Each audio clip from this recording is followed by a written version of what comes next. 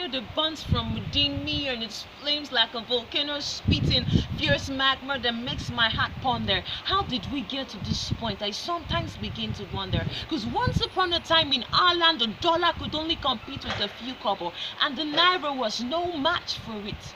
Graduating from the university meant you're a celebrity with loads of opportunities that reward your hustle after your 4+ years of struggle. But now the case is different. For you to get any chance, you have to sweat. To avoid this, just be the best, or better have some serious connect. We are so beautifully endowed and so well renowned in the scarcity of what we have. We are the 4th largest crude oil producing nation, but cannot boast of a refinery but 12 stations. This soil that brought us forth is lost in the realms of ethnicity, but our unity is found in place when it's time to share the national cake, and then we start blaming. I think it's time we stop playing this blame game and stop calling this innocent government an evil name, because this government is innocent of whatever atrocities we claim they committed.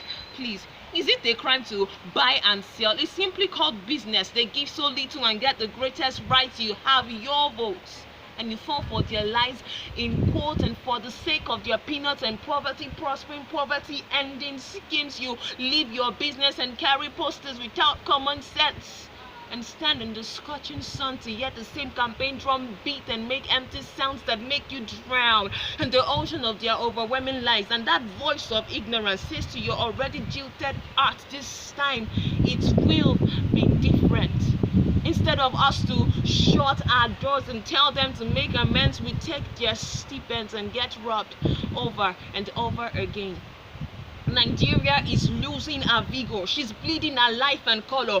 Corruption has substituted her dignity and honor. She's bleeding green and turning blue. She's cyanose. She's awake but dead. She's comatose. Now we are becoming worthless and lifeless. This crazy process can be altered when we start setting and pace our progress by seeing beyond tribalism, understanding that we are from the same origin, from a sperm and egg fusing in unison. We contain the same cells, no difference. It's time to face realism and stop the plagiarism of the Western culture and the slave mentality that was never ours in the first place, because we were foster people but made into slaves, and ignorance was the base for the oppression in those days. But this should no longer be the case.